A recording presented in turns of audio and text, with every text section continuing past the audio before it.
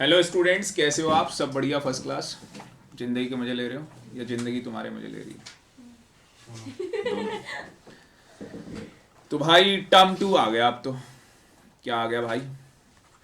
Term 2 नज़र आ रहा होगा सभी को। ठीक है, यहाँ लॉगिन नहीं हो पा रहा। बाकी अगर कोई दिक्कत है तो आप मेरे मोबाइल पे भी देख सकते हैं। कंफर्टेबल है? कर लोगे दोनों मैनेज? अच्छा, है ही मोबाइल, कहाँ दिक्कत आ रही है? ठीक है ना। पता नहीं इसने लॉगिन क्यों नहीं लिया इसके अंदर, समझ में नहीं आया मेरे चक्कर पर। ऐसा क्या हो गया?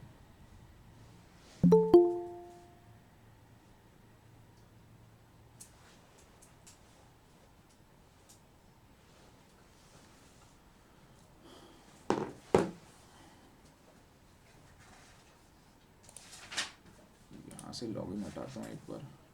पार्थ पहले नहीं आया था, बता तो दे मेरे को। और कोई रह गया?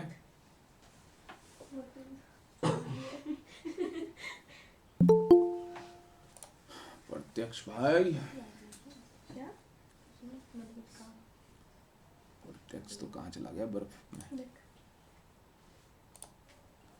चलो जी, टर्म 2 की तैयारी करेंगे अब हम लोग। और इकोनॉमिक्स का हमारा सब्जेक्ट है, जिसके अंदर बुक आपको पता ही है। इकोनॉमिक्स के अंदर मैक्रो इकोनॉमिक्स,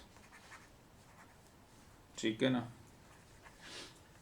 और मैक्रो इकोनॉमिक्स में कौन सी यूनिट है? Unit number 3। Unit 3, determination of income and employment, income and employment. Put out? No doubt. चलो भाई, दे रहा है, दुरुस्त है। आ गया यहाँ पे भी।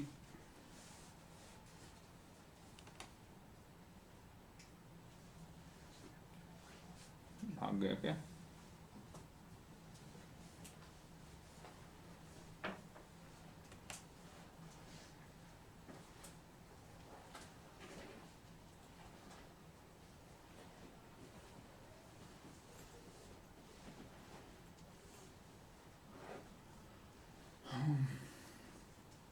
और यहाँ पे चैप्टर कौन सा है?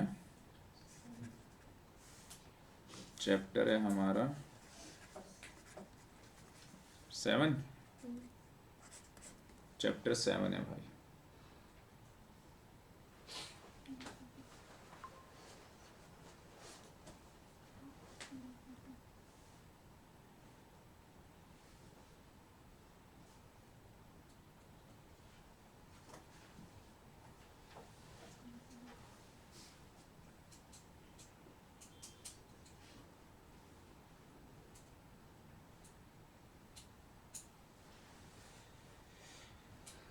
ये कैसे होता था यार?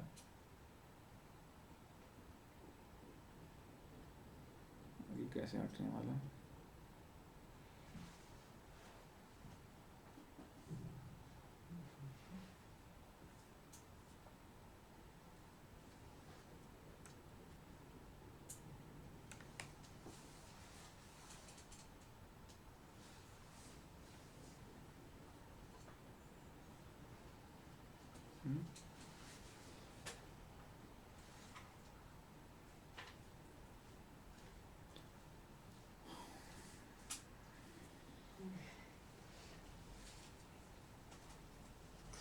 ऐसे ही होता था ना? सब भूल गए यार, क्या करें। अब देखो ध्यान से। Chapter number 7, aggregate, aggregate demand and related concepts. Abhijit भी भूल गया भाई, देख लो बच्चा है यहाँ 2-2.5 साल से क्लास ले रहा है, वो भी भूल गया, हम भी भूल गए। ठीक है, बहुत आसान है भाई, ठीक है, बहुत ही ज़्यादा आसान है। अब इसके अंदर सबसे पहले अपने को क्या करना है, लिखो। सबसे पहले इसमें हमें पढ़ना है बच्चों meaning and components of aggregate demand. तो सबसे पहले हम नंबर 1 आज की क्लास का पहला कॉन्सेप्ट जो हम समझेंगे, मीनिंग क्या है एग्रीगेट डिमांड का। एग्रीगेट डिमांड का क्या मीनिंग है, और उसके बाद क्या करेंगे, एग्रीगेट डिमांड के कंपोनेंट्स। ठीक है, तो एग्रीगेट डिमांड का मीनिंग लिखेंगे। एग्रीगेट डिमांड क्या बोलता है, aggregate demand refers to the total value. बाकी आपके पास बुक है, क्योंकि जब भी मीनिंग या डेफिनेशन लिखते हैं तो कॉपी पेस्ट होना चाहिए। टोटल वैल्यू किसकी, टोटल वैल्यू ऑफ, बोल सकते हो आप, फाइनल गुड्स की, है ना, and services which all the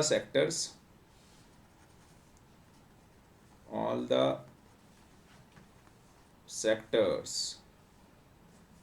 of an economy are planning to buy at a given level of income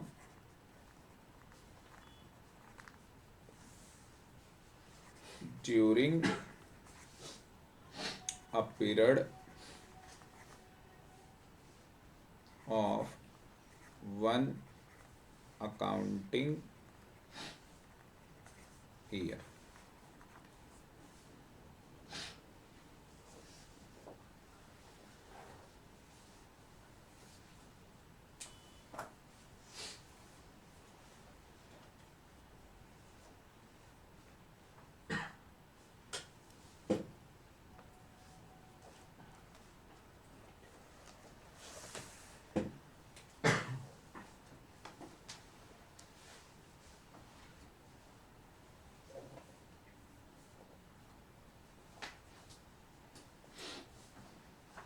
समझे, इसे लिख लिया होगा सबने।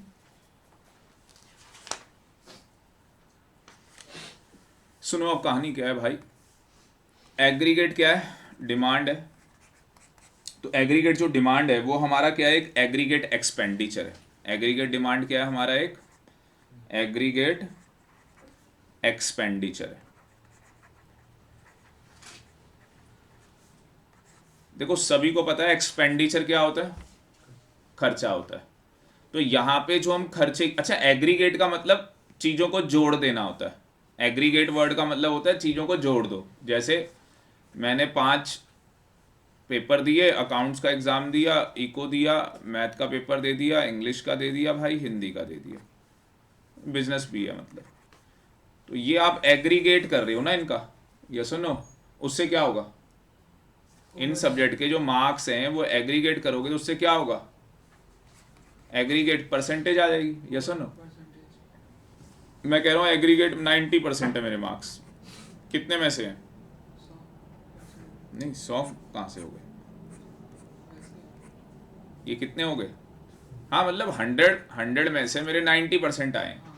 और अगर मैं बोलूँ कि ये मेरे 6 सब्जेक्ट हैं तो 600 में से क्या हो गया, 540 हो गए ना। इतना तो सभी को पता है। एग्रीगेट का मतलब क्या होता है भाई, चीज़ों को जोड़ना। एग्रीगेट का मतलब है चीज़ों को जोड़ना। यहाँ पे वो क्या कह रहा है, यहाँ पे वो कह रहा है आपका क्या हुआ है, एक्सपेंडिचर हुआ है जिसे आपने जोड़ना है। भाई किसका एक्सपेंडिचर हो गया, मुद्दा ये है किसने खर्चा किया है। तो यहाँ पे मैं आपको बताना चाहूँगा किस किस ने पैसे खर्च किए हैं। कौन कौन लोग हैं जो यहाँ पे एक्सपेंडिचर कर रहे हैं। अच्छा, ये एक्सपेंडिचर जो है, ये एक्सपेंडिचर कौन सा एक्सपेंडिचर होगा? Planned expenditure. समझते हो प्लान्ड एक्सपेंडिचर? एक एक्सपेंडिचर होता है एक्चुअल। हमें वैष्णो देवी जाना है, तो क्या हमें उसके लिए प्लानिंग करनी पड़ेगी? कैसे जाएंगे यहाँ से? चैप्टर भी पढ़ते हो बिजनेस के अंदर प्लानिंग का। तो क्या क्या उसका एक एस्टिमेटेड एक्सपेंडिचर होगा या नहीं होगा? बताओ। या आपको एक्चुअल पता होगा कि कितना होने वाला है? किसी को नहीं पता होगा एक्चुअल। हर किसी को क्या पता होगा? एस्टिमेटेड। एस्टिमेटेड का मतलब क्या? Planned expenditure. तो ये प्लान कौन कर रहा है? एक्सपेंडिचर, जिसका हम क्या करने वाले हैं? एग्रीगेट करने वाले हैं, जिसको हम क्या करने वाले हैं? जोड़ने वाले हैं। अब देखो ये प्लान्ड एक्सपेंडिचर कौन कर रहा है? 3-4 लोग हैं। नंबर 1 हाउस होल्ड सेक्टर है। नंबर 1 कौन है? House hold sector. कौन है? हम लोग हैं। हाउस होल्ड सेक्टर में कौन लोग आ जाएंगे? हम लोग। क्या हम लोग गुड्स और सर्विसेज लेंगे या नहीं लेंगे? क्या हम लोग गुड्स और सर्विसेज लेंगे या नहीं लेंगे? बताओ, यस और नो? यस। अच्छा, ये गुड्स का उत्पादन करेंगे कौन? फर्म्स करेंगी, मतलब इंडस्ट्रीज हैं जो उत्पादन करती हैं, वही प्रोडक्शन करती हैं। तो फर्म्स क्या करेंगी? प्रोड्यूस करेंगी। ये क्या करने वाले हैं? उसको प्रोड्यूस करने वाले हैं, उसका उत्पादन करने वाले हैं, और हम लोग उसके ऊपर क्या करने वाले? पैसा खर्च करने वाले। ठीक। उसी तरीके से कौन लोग हैं? गवर्नमेंट है भाई, गवर्नमेंट के बारे में भी हम लोग देखेंगे। उसी तरीके से रेस्ट ऑफ द वर्ल्ड है, ROW। क्या मुझे बताओ, आए दिन आप सुनते होंगे किसी बाहर की कंपनी ने इंडिया में पैसा लगा दिया, यस और नो? किसी बाहर की कंपनी ने इंडिया में पैसा लगा दिया। लगाती कंपनियां। आ गई बात समझ में? तो कहने का क्या मतलब है कि एग्रीगेट डिमांड क्या है? सर ये एक एग्रीगेट एक्सपेंडिचर है।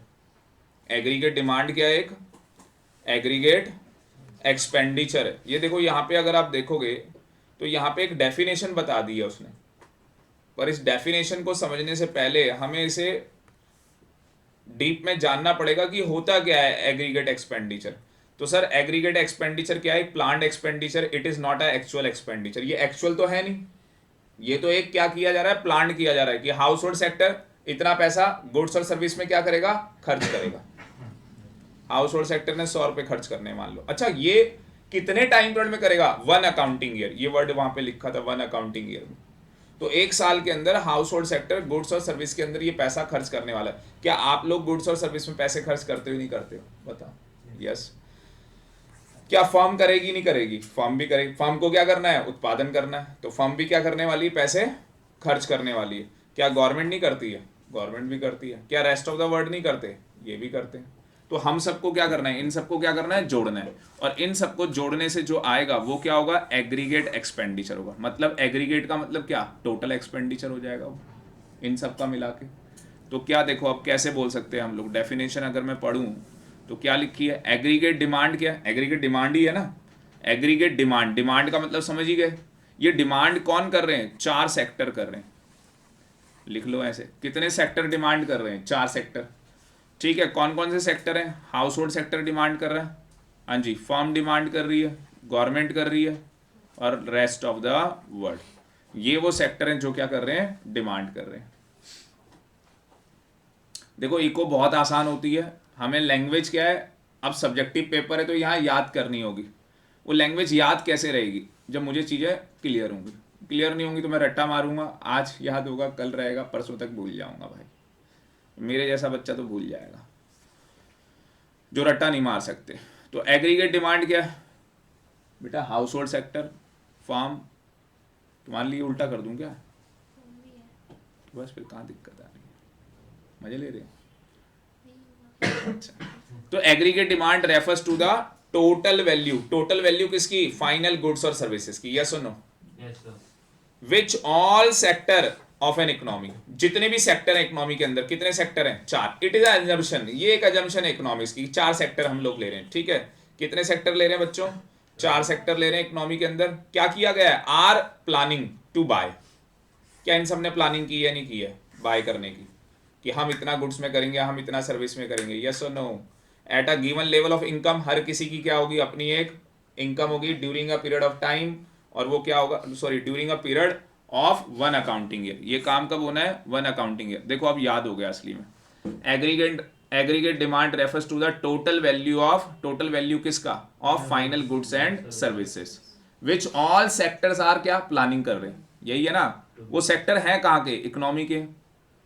खर्चा कैसे होगा, गिवन लेवल ऑफ इनकम से होगा, ड्यूरिंग अ पीरियड होगा ऑफ 1 अकाउंटिंग ईयर। तो कैसे याद हो गया, चार्ट फॉर्म में बनाते हैं इसको। अब ये तो थियोरेटिकल लिख लिया हम लोगों ने, अब चार्ट बना देते हैं इसी का, डेफिनेशन का चार्ट बना देते हैं। चलो जी, एग्रीगेट डिमांड। एग्रीगेट डिमांड क्या है सर, टोटल वैल्यू है। एग्रीगेट डिमांड क्या है, बोलो, एग्रीगेट डिमांड क्या है, पीछे पीछे बोलना पड़ेगा बच्चों आपको। एग्रीगेट डिमांड क्या है, total value of goods and services. तो एग्रीगेट डिमांड क्या है, total value of goods and services. अब मैं डेफिनेशन नहीं देख रहा, डेफिनेशन में क्या लिखा हुआ है, मैं अपने तरीके से चल रहा हूँ। तो नंबर 1 एग्रीगेट डिमांड क्या है, total value of goods and services. Number 2, ये जो गुड्स और सर्विसेज की हम बात कर रहे हैं, ये कौन लोग हैं जो करने वाले हैं ये सब,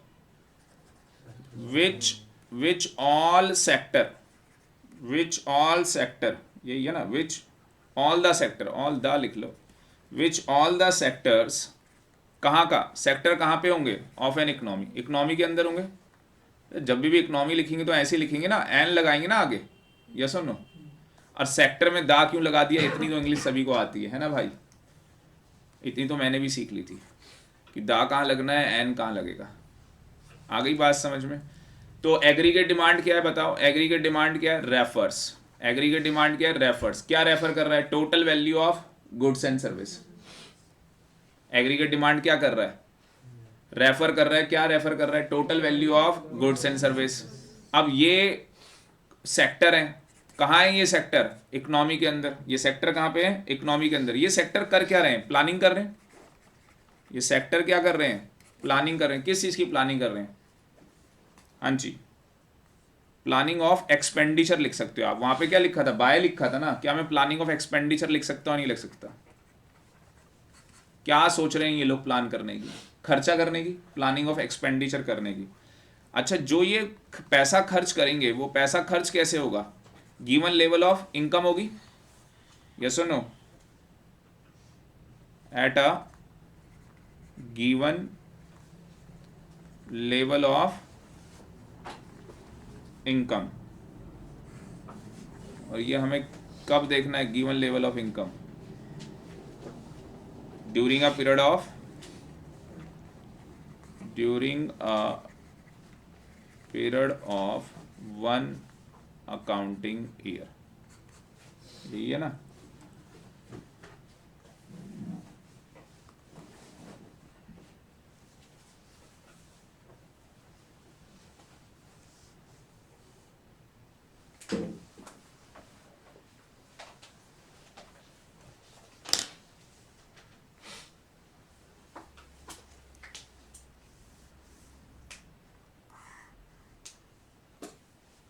एक बार पढ़ लो।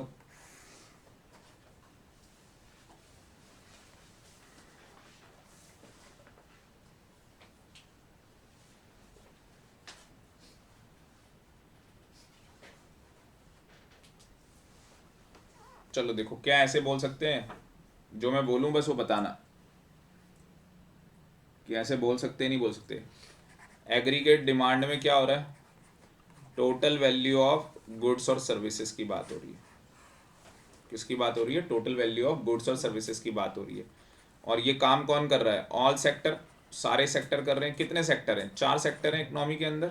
अब देखो, ये बताना पड़ेगा कि वो सेक्टर कहाँ है, ऑफ एन इकोनॉमी, इकोनॉमी के अंदर ये सेक्टर है। ये क्या कर रहे हैं कि हम एक प्लानिंग करेंगे, किस चीज़ की, प्लानिंग ऑफ एक्सपेंडिचर, खर्चे की प्लानिंग है। ये खर्चे की प्लानिंग कब होगी, at a given level of, oh sorry, खर्चे की प्लानिंग कब होगी, ड्यूरिंग अ पीरियड होगी, किसी ना किसी एक पीरियड में होगी। वो पीरियड क्या है, एक अकाउंटिंग ईयर है।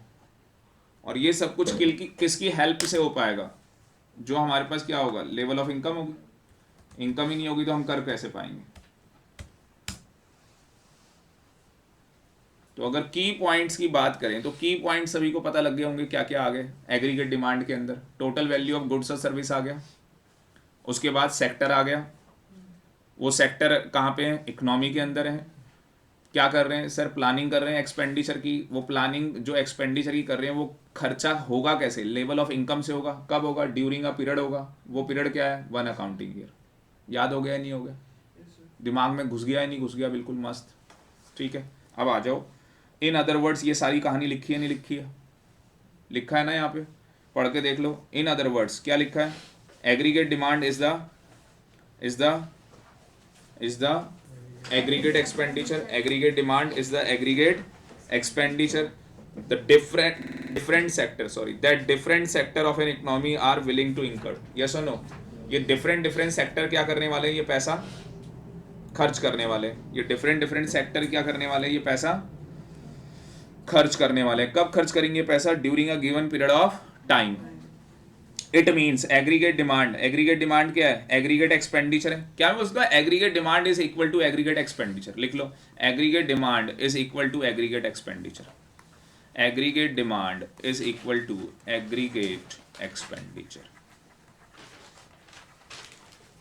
और ये एग्रीगेट एक्सपेंडिचर किसके ऊपर है, total value of goods and services. Total value of goods and services, total value of goods and services.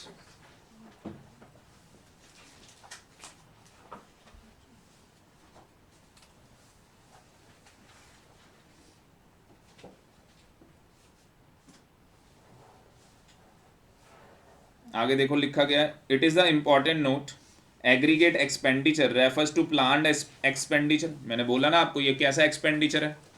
आगे ये आप लिख सकते हो, एग्रीगेट डिमांड को क्या बोल सकता हूँ, एग्रीगेट एक्सपेंडिचर है। क्या मैं ये बोल सकता हूँ कि जो मेरी एग्रीगेट डिमांड है, एग्रीगेट डिमांड है वो क्या एक प्लान्ड एक्सपेंडिचर है, वो क्या एक प्लान्ड एक्सपेंडिचर है। यस, ये भी मैं बोल सकता हूँ वो एक प्लान्ड एक्सपेंडिचर। क्या वो एक्चुअल एक्सपेंडिचर है, क्या वो एक्चुअल एक्सपेंडिचर है, बोलो बच्चों यस और नो। आंसर इज नो, वो एक्चुअल एक्सपेंडिचर नहीं है। मोबाइल पे तो आ रहा है ना, युवराज को आ रहा है बढ़िया समझ में। उसके बाद देखो बेटा क्या बोलता है, ये जो एग्रीगेट एक्सपेंडिचर है ये क्या है, एक टोटल एक्सपेंडिचर है। क्या एग्रीगेट एक्सपेंडिचर को मैंने पहले ही बोल दिया था टोटल एक्सपेंडिचर, मैंने तो वर्ड बोला भी था कि ये क्या है आपका टोटल एक्सपेंडिचर है। अच्छा, ये टोटल एक्सपेंडिचर कौन कर रहे हैं, चार सेक्टर कर रहे हैं। क्या वो सेक्टर आपको पता है या नहीं है, हाउस होल्ड सेक्टर है, फर्म है, गवर्नमेंट है, रेस्ट ऑफ द वर्ल्ड है। क्या इन्होंने प्लान किया कि हम ये पैसा खर्च करेंगे during a given period of time, one accounting year. Yes, कहानी खत्म है। क्या एक चीज इंपॉर्टेंट मार्क करो, क्या जो एग्रीगेट डिमांड है it is a flow concept, it is a flow concept. तो एग्रीगेट डिमांड क्या है भाई, फ्लो कॉन्सेप्ट है, जिसके अंदर क्या होगा, फ्लो होगा। किसका फ्लो होगा, गुड्स और सर्विसेज का फ्लो होना है, जिसमें हमने पैसे खर्च करने। पैसे कैसे खर्च करेंगे, अपनी इनकम से। ठीक है, यही सारा कुछ लिखा हुआ है। अगर केवल एग्रीगेट डिमांड लिखने के लिए आ जाए एक नंबर, तो एक नंबर में तो सीधे लिख के आना aggregate demand refers to the total value of goods and services. ठीक है ना, कौन जो सेक्टर है, कितने सेक्टर हैं, चार सेक्टर हैं, जिन्होंने क्या किया, प्लान किया एक्सपेंडिचर। कैसे किया उन्होंने, given level of income during a given period of time, वो वन अकाउंटिंग ईयर, वो कहानी लिख के आ जाना। और अगर ये तीन नंबर का आ जाए तो जितनी कहानी बताई है सारी लिख के आ जाना। लास्ट में ये पक्का लिख के आना, it is a flow concept, it is a flow concept. बात समझ में आ रही है।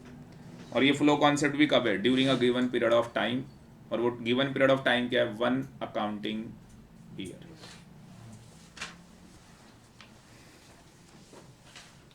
और ये देखो बॉक्स में लिखा है, do not confuse aggregate demand with market demand. Aggregate demand अलग होती है, मार्केट डिमांड अलग होती है। Aggregate demand is the total demand of all goods and services in the entire economy, whereas market demand क्या है, नजफगढ़ की demand. Najafgarh में क्या डिमांड है, द्वारका में क्या डिमांड है, मार्केट डिमांड। भाई market to market Tilak Nagar में क्या डिमांड है, तो हर मार्केट की डिमांड क्या करती है, वेरी। एग्रीगेट डिमांड क्या है, economy as a whole, entire country की आप डिमांड देख रहे हो यहाँ पे, इंटायर कंट्री की। आ गई बात समझ में। मारुति का पहले तो 57% शेयर था, अब 53 पॉइंट जो भी शेयर है उसका कार सेगमेंट के अंदर। तो भाई ये एग्रीगेट है ना उसका, अब आप कभी रोड पे गाड़ी चलाओ, मारुति गाड़ी पक्का टकराएगी, ऐसा होगा ही नहीं कि मारुति गाड़ी आपको दिखे ही ना। आ गई बात समझ में? ठीक है, और अगर ना दिखने लगे तो समझ जाओ कि हम किसी बहुत अच्छे पॉश इलाके में पहुंच चुके हैं। ठीक है, या मारुति वाले भाई नहीं हमारे। आ जाओ आगे, अगला कॉन्सेप्ट लिखो, components. Concept number 2, components of aggregate demand. Aggregate demand के क्या है भाई? कंपोनेंट्स है। एग्रीगेट डिमांड के क्या है बच्चों? कंपोनेंट्स हैं। कितने कंपोनेंट है? मेरे ख्याल से 4 ही होंगे, 4 कंपोनेंट है। पहला कंपोनेंट, पहला कौन सा है? हाउस होल्ड सेक्टर, मतलब कि प्राइवेट। ठीक है, प्राइवेट का मतलब house hold consumption expenditure, house hold consumption expenditure. इसको किससे डिनोट किया है? सी से। इसको सी से डिनोट किया गया।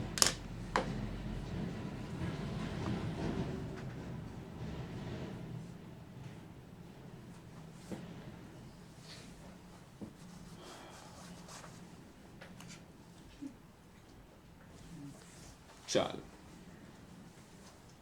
Done, shall we proceed? चलें आगे। चलो देखो क्या लिखते हैं, it refers to the total expenditure. क्या रेफर कर रहा है? कह रहा है total expenditure incurred by the household sector on purchase of goods and services during one accounting year. वही तो कहानी लिख दी इसने। इसने वही चीज बता दी कि जो हमारा क्या है, ये हाउस होल्ड कंजप्शन एक्सपेंडिचर है, ये क्या है? लिख लो, it refers to, it refers to, हाँ जी, it refers to the total expenditure, it refers to the total expenditure incurred by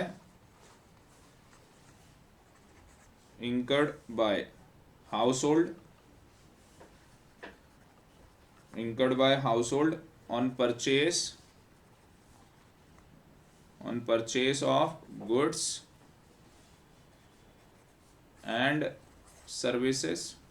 goods and services,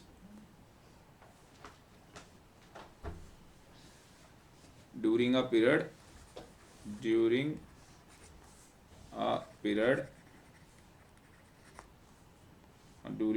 का मतलब क्या है? Of one accounting year. जहां पे कोई डाउट हो तो बता देना।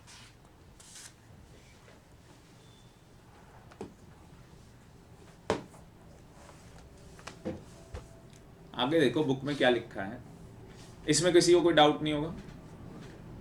कह रहा है टोटल जो हाउस होल्ड कंजप्शन एक्सपेंडिचर है वो टोटल खर्चा है जो हमने किसको परचेज के लिए किया है? गुड्स और सर्विसेज के लिए किया है, ड्यूरिंग अ पीरियड किया है, और 1 साल के अंदर हमने ये पैसा खर्च किया है भाई। 1 साल के अंदर हम लोगों ने ये पैसा खर्च किया। आगे क्या कह रहा है देखो, generally consumption expenditure is directly influence, generally consumption जो क्या ये कंजप्शन एक्सपेंडिचर है या नहीं? कंजप्शन क्यों बोल रहे हैं? क्योंकि हम लोग कंजप्शन कर रहे हैं किसका? गुड्स का और सर्विसेज का। तो क्या मैं बोलता हूँ it is a consumption expenditure? Yes, is directly influenced by the level of disposal of income. क्या हम अपनी इनकम का जो गिवन लेवल ऑफ इनकम है उसका डिस्पोजल कर रहे हैं? डिस्पोजल मतलब उसको खर्च कर रहे हैं। यस, डिस्पोजल का मतलब होता है खर्च करना। तो क्या हम अपनी इनकम को खर्च कर रहे हैं? नहीं कर रहे। हायर द डिस्पोजल, हाँ जी, higher the disposal more consumption expenditure and vice versa. Yes और no? Disposal of income refers to the income from all sources. Disposal of income का मतलब क्या है? डिस्पोजल ऑफ इनकम का मतलब है, अंडरलाइन कर लेना, डिस्पोजल ऑफ इनकम का मतलब है income from all sources. Income from all sources. Source क्या होते हैं इनकम के? बता सकता है कोई? चलो आपको मैं अपना एग्जांपल देता हूँ। मैं राजेश, तो भाई मेरी इनकम का सोर्स क्या है? मैं आपको पढ़ाता हूँ, आपसे फीस आ गई, ये तो एक सोर्स हो गया ना।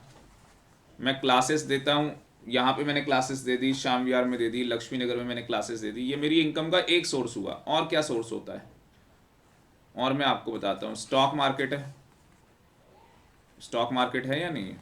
पर भाई स्टॉक मार्केट में तभी पैसा लगा सकते हो आप जब आपको नॉलेज होगी, वरना तो क्या होगा, क्रिप्टो करेंसी से आपने पैसा अर्न किया 10 लाख और स्टॉक मार्केट में लगाया, डूब गया, जीरो, क्योंकि आपको नॉलेज ही नहीं है।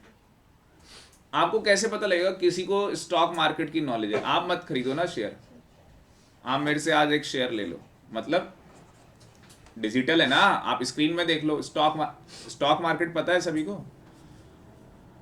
बीएसई नाम सुना होगा, बॉम्बे स्टॉक एक्सचेंज। तो मैं आज एक कंपनी का शेयर बता देता हूँ आपको, मैं बोल देता हूँ 1 महीने बाद, 6 महीने बाद इतने का हो जाएगा, हो जाएगा तो आपको पता लग ही जाएगा कि नॉलेज है, नहीं होगा तो आपको पता लग ही जाएगा। आगे बात समझ में? तीसरी चीज, क्या आप गोल्ड में पैसा इन्वेस्ट कर सकते हैं? यस। मैं गोल्ड पहनने के लिए नहीं खरीदता, गोल्ड में क्या है, पैसा इन्वेस्ट कर दिया, उससे क्या होगा? आपके घर में या मेरे घर में जितना भी गोल्ड है हमारे पास, क्या उसके ऊपर कोई इंटरेस्ट मिलता है आपको? नहीं मिलता कोई इंटरेस्ट। मैंने जो गोल्ड खरीदा हुआ मुझे 2.5% इंटरेस्ट मिलता है, और वो भी सीधे सरकार देती है, आरबीआई, क्योंकि आरबीआई के गोल्ड है। वो गोल्ड बॉन्ड आते हैं, वो खरीद लो, उसके ऊपर आपको इंटरेस्ट भी मिलेगा। और वो क्या है, असली सोना है, क्योंकि वो डिजिटल है, वो रियलिटी में असली सोना है। क्योंकि मार्केट में भाव कम हो जाए, ज़्यादा हो जाए, उससे क्या फ़र्क पड़ना है? कुछ भी नहीं। वो 24 कैरेट बिल्कुल असली होगा। और जो आप यहाँ बनवाओगे, कुछ ना कुछ तो, भले ही वो हॉलमार्क है, कुछ भी, कुछ तो मिला ही देगा भाई। ठीक है जी। और भाई प्रॉपर्टीज़ में पैसा इन्वेस्ट कर सकते हैं आप, और भी तो बहुत सारी चीज़ होंगी। एक डेरिवेटिव मार्केट होती है, उसके अंदर भी पैसा लगता है, वो क्या होती है छोड़ो, उसके अंदर भी आप पैसा इन्वेस्ट कर सकते हैं। और जैसे मैं 2 कंपनीज में डायरेक्टर हूँ भाई, तो कुछ तो वो कंपनी पे करती होगी, कंसल्टेंसी जो भी हम देते होंगे उसको, कुछ ना कुछ हमें क्या करती होगी, पे करती होगी। आगे बात समझ में? तो इस तरीके से कहते हैं do not put your all eggs in one basket. मतलब समझे? आप अकाउंट, आपके कितने सब्जेक्ट हैं टोटल? 6 सब्जेक्ट है ना। आप पूरे दिन रात एक ही सब्जेक्ट पढ़ते हो, अकाउंट्स, उसके अलावा कुछ नहीं, मान लो, तो बेनिफिट ही नहीं है। क्यों? बाकी के सब्जेक्ट का क्या होगा? आपने तो सारा टाइम एक ही को दे दिया, समझ गए? तो इसलिए डाइवर्सिफिकेशन करना बहुत जरूरी है। रिलायंस है, 250 बच्चे हैं रिलायंस के, मतलब 250 कंपनियां रिलायंस की। टाटा 125 कंपनी, बताओ, रिलायंस उससे आगे निकल गई। क्या जरूरत है मतलब टाटा को 125 कंपनी बनाने की, रिलायंस को? भाई उनको भी पता है एक कंपनी सारे काम नहीं कर सकती ना, अलग अलग सेक्टर हैं, कोई कार सेगमेंट में, कोई किसी चीज़ के अंदर, कोई किसी चीज़ के अंदर घुसा हुआ है। इसी को देख लो, टाटा लोगों को, कार में तो बाद में आए ये, पहले तो बड़े बड़े हैवी व्हीकल्स पता नहीं क्या क्या बनाते थे। आ गई बात समझ में? अब तो टाटा स्काई भी आ गया है ना भाई, डिश टीवी ये वो, मतलब पहले आ गया, खत्म कहाँ हुआ? अब टाटा स्काई किसके घर में लगा हुआ? किसी के नहीं। डिश, अच्छा अब तो नेटफ्लिक्स हो गया है ना, अब तो सब यूट्यूब पे मिल जाता है। हाँ, कहानी खत्म। न्यूज़ तो देखनी नहीं होती, कहानी कुछ समझ में आ रही है? तो आपको हर चीज में हमेशा क्या करना होगा, डाइवर्सिफिकेशन करना होगा। पढ़ाई के अंदर भी डाइवर्सिफिकेशन करना होगा। आपको अकाउंट के साथ साथ इको भी पढ़नी होगी, बिजनेस भी पढ़ना होगा, मैथ भी पढ़ना होगा, जो भी आपके सब्जेक्ट है सभी को पढ़ना होगा। सबको पढ़ेंगे तो सबका साथ सबका विकास हो जाएगा, अदरवाइज एक का ही विकास होना है, विकास हमारी क्लास में है नहीं बस। तो क्या डिस्पोजल ऑफ इनकम पता लगा? पहले डिस्पोजल वर्ड का मतलब समझ में आ गया, जो हमारा पैसा क्या होगा, खर्च होगा। अच्छा, डिस्पोजल ऑफ इनकम का मतलब क्या था? Disposal of income means income from all sources. जो हमारी इनकम क्या हो रही है, ऑल सोर्सेज। तो मैंने आपको बताया इनकम कैसे कैसे हो सकती है। कई लोग सैलरी इनकम अर्न करते हैं, या सुनो, कईयों को सैलरी मिलती है। कई लोग क्या करते हैं, बिजनेस करते हैं, तो उनको इनकम कहाँ से होती है, बिजनेस से होती है। कई लोगों के पास क्या है, अब भैया प्रॉपर्टीज़ हैं, और उन्होंने अपनी प्रॉपर्टीज़ किस पे दे रखी है, रेंट पे। आप में से कितने लोग हैं जिनकी प्रॉपर्टीज़ रेंट पे? किसी की प्रॉपर्टी है रेंट पे? है? नहीं है? अच्छा, मतलब तुम्हारी नहीं, तुम्हारे मम्मी पापा की। सर हमारे तो कपड़े भी खुद के हैं। अभी बात समझ में। हाँ भाई, और क्या हो सकता है? कितने लोग हैं जो प्रॉपर्टी बेच देते हैं, अपनी प्रॉपर्टी बेच दी, मतलब तुम्हारे पास एक घर नहीं है, एक दो तीन चार ऐसे, तुम्हारा मन आया इस बार कोविड हो गया है, एक घर बेच दो, 1.5 करोड़ आ गए, चलो 2 साल का कोटा पूरा। आगे बात समझ में, 2 साल में 1.5 करोड़ उड़ाने, अब खर्च करने भाई। तो ये क्या है हमारे पास, दीज आर द एसेट्स, ये हमारी एसेट्स है। कई लोग अपनी एसेट्स को बेचते हैं और उससे इनकम अर्न करते हैं। कई लोगों की लॉटरी लग जाती है, माला माल वीकली हो जाते हैं। मूवी देखी होगी आपने, देखी है सबने माला माल वीकली? नहीं देखी भाई, आज का होमवर्क है, देख लो। किस किस ने देखी है माला माल वीकली? नहीं देखी? वो जिसमें लॉटरी लगती है, लॉटरी बाबू। लॉटरी के नाम पर दीदी की कौन सी मूवी देखी है जिसमें लॉटरी लूटरी वाली कोई मूवी हो? अक्षय कुमार की तो मूवी देखी होगी, वो पैसे वो कहता है जिसमें लात दे दे ये वो, फिर हेरा है ना भाई, फिर हेरा फेरी, है ना भाई? देखी है वो? किस किस ने देखी है? वो तो देखी है। सभी ने देखी हो। इसने नहीं देखी, निश्चय को दिखाओ, बताओ क्या देखा इसने? कुछ नहीं देखा इसने। Which is available to the household for spending on consumption and saving. अच्छा, जो हाउस होल्ड सेक्टर होता है वो ओनली कंजप्शन ही नहीं करता, पैसा सेव भी करता है। यस और नो? अब लेबर क्लास थोड़ी ना है कि भैया पूरे दिन काम किया, शाम को ठेके पे पहुंच गया। आ गई बात समझ में? क्योंकि पैसा सेव करना बहुत ज़रूरी है। कोविड में देख लो आप, जिन लोगों की जॉब्स चली गई, तो भैया पैसा अगर सेव नहीं कर रखा होगा तो कैसे कर पाएंगे? बात समझ में आ रही नहीं आ रही? It must be keep in mind consumption expenditure, आगे मतलब करेगा, is x anti, that is planned expenditure. X anti का मतलब क्या है? Planned expenditure. ठीक है, अंडरलाइन कर लो उसको। क्या एग्जाम में ये लिख के आ जाओगे? प्राइवेट फाइनल कंजप्शन एक्सपेंडिचर लिख के आ जाओगे। दूसरा आ जाओ, इन्वेस्टमेंट एक्सपेंडिचर। इन्वेस्टमेंट एक्सपेंडिचर क्या है भाई? टोटल खर्चा है किसका? By all private firms. क्या फर्म्स किसके ऊपर पैसा खर्च करती हैं? कैपिटल गुड्स के ऊपर। फर्म्स किसके ऊपर पैसा खर्च करती हैं? बोलो। कैपिटल गुड्स के ऊपर फर्म पैसा खर्च करती हैं। It includes addition to the stock of physical capital assets such as machinery खरीद ली, इक्विपमेंट खरीद लिए, बिल्डिंग खरीद ली, आगे बात समझ में, एंड चेंज इन इन्वेंट्री। बाकी पढ़ लेना भाई, कोई दिक्कत नहीं है। गवर्नमेंट सेक्टर, गवर्नमेंट का भी क्या लिखोगे? It refers to total expenditure. कौन इनकर्ड कर रहा है? गवर्नमेंट कर रही है। Government on the consumer goods and capital goods, consumer goods के ऊपर और कैपिटल गुड्स के ऊपर, to satisfy the common needs of the economy. Economy की कुछ क्या है? कॉमन नीड्स है। आपको पता ही है इकोनॉमी की क्या नीड्स है। हाँ जी, कंजम्पशन एक्सपेंडिचर की बात करें तो पब्लिक नीड्स है, लॉ एंड ऑर्डर। अब लॉ और ऑर्डर चले तो उसके लिए क्या है? पुलिस वाले है या नहीं है? नहीं सर, उनका साइलेंसर बजता है, हमारा बच जाता है। आ गई बात समझ में? एजुकेशन, अब जैसे मैं मेरे दोबारा से कमर में फिर से बैक पेन होने लग गया हल्का हल्का, तो भाई मैं थेरेपी के अपने सेशन लेने गया। तो जहाँ मैं गया तो ऐसे सेंटर था, तो यहाँ पे एक सेंटर है उसका और यहाँ एक दुकान है। और भाई मैंने गाड़ी यहाँ खड़ी कर दी, यहाँ पे दुकान, यहाँ पे बताऊँ या नहीं बताऊँ ये बात? बताओ, देख रहे हैं। अच्छा गुड, सुन रहे हैं, गुड। तो बेटा मैंने यहाँ पे ना गाड़ी खड़ी कर दी। अब मैं थेरेपी के लिए गया, मेरे को थेरेपी करा के आने में कितना टाइम लगना? आधा घंटा, 40 मिनट, ज़्यादा से ज़्यादा 1 घंटा लग जाएगा। अब मैं 5 घंटे तो बैठूंगा नहीं वहाँ, है भाई? तुम किसी की थेरेपी मत करो, मुझे ही करते रहो। आ गई बात समझ में? तो एक आदमी यहाँ से निकला, कहता है, मतलब गलत लैंग्वेज में बोला, गाड़ी उड़ी खड़ी नहीं करनी ये वो। तो मैंने उसको, भाई साहब बहुत सुनाया मैंने उसको, मतलब तो उसकी वाइफ, मैंने उसको, मतलब मेरा क्या डायलॉग था, मैंने कहा तू 100 नंबर पे फ़ोन कर, पुलिस को बुला ले सीधे। तो जब मैंने उसको ये बोला ऐसे करके, क्योंकि उसने गलत लैंग्वेज में बोला, तब जाके मैंने ऐसे बोला। अगर वो ढंग से बोलता कि भाई साहब आप गाड़ी मत खड़ी करो यहाँ पे, मुझे दिक्कत हो रही है, वैसे जबकि उसकी दुकान इतनी दूर है, गाड़ी भी बहुत दूर खड़ी है, और ये यहाँ पे मकान की कंस्ट्रक्शन चल रही, कोई दिक्कत नहीं। वहाँ जिसका वो मकान कंस्ट्रक्शन चल रहा था उससे मैंने पूछ लिया था, मैं खड़ी कर लूँ? उन्होंने कहा हाँ खड़ी कर लो, अभी तो केजरीवाल ने बंद करवा रखा काम हमारा।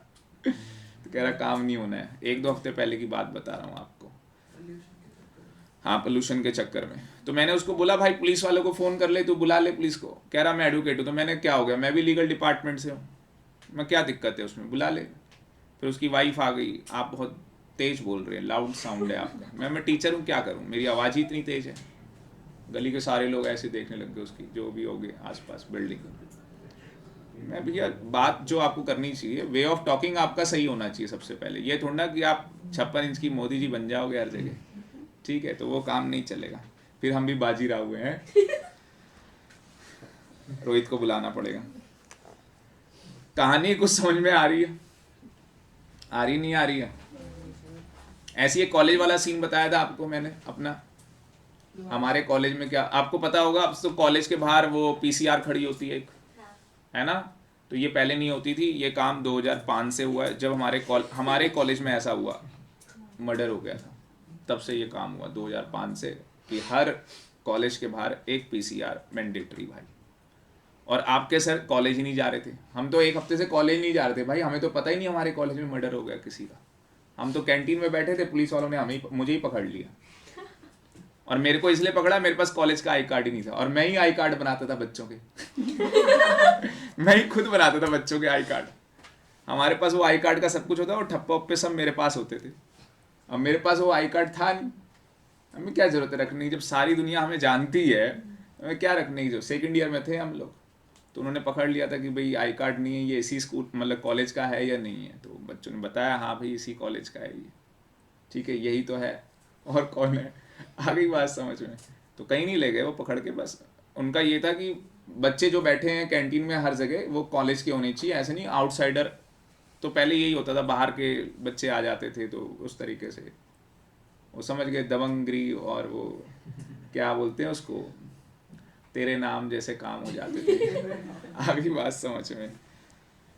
तो ये कहानियां चलती थी, ठीक है जी।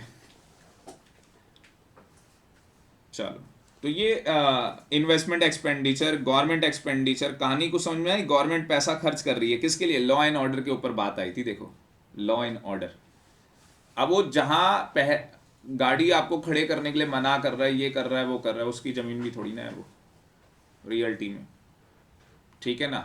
तो लॉ एंड ऑर्डर आपको अपने हाथ में नहीं लेना चाहिए। एजुकेशन, अब आप देख लो सरकारी स्कूल कितने अच्छे हो गए हमारे, जो बच्चे सरकारी स्कूल में पढ़ते हैं आप उनसे पूछ सकते हो, मतलब पहले से कंडीशन अच्छी हो गई है ना। जो लोग हॉस्पिटल देखोगे तो पहले से अच्छे हो गए। हमारा श्याम विहार देख लो आप, सीमेंटेड रोडें बन गई भाई। हम लोग 2003 में यहाँ आए थे, तो साई बाबा मंदिर के ना आगे कोई जाता नहीं था, जंगल जंगल होता था। मैं मतलब रियलिटी फैक्ट बता रहा हूँ, जहाँ इसका घर बन रहा है वहां तक तो कोई पहुंचता नहीं था भाई। हाँ, इसके घर के चौक जो है वहाँ पे बोलते थे बच्चे कि वहाँ पे भूत है। नीम का पेड़ है, इसके ठीक है। हाँ, वो बच्चे कहते थे भूत है, और हम ठीक वहीं है, भाग रहे होते हैं। बिल्कुल।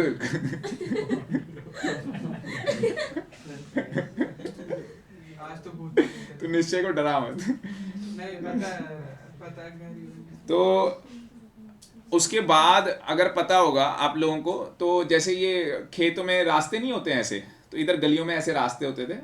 तो मेरे को तो बड़ा अजीब सा लगता था यहाँ, मतलब। और हमारे जो सुब्दो पार्क था, तो उसके पास हमारे चाचा जी रहते थे, उनको भी सरकारी क्वार्टर मिला हुआ था, तो मैं उनके घर ही चला जाता था, क्योंकि मेरा कॉलेज पास में ही था वहाँ से।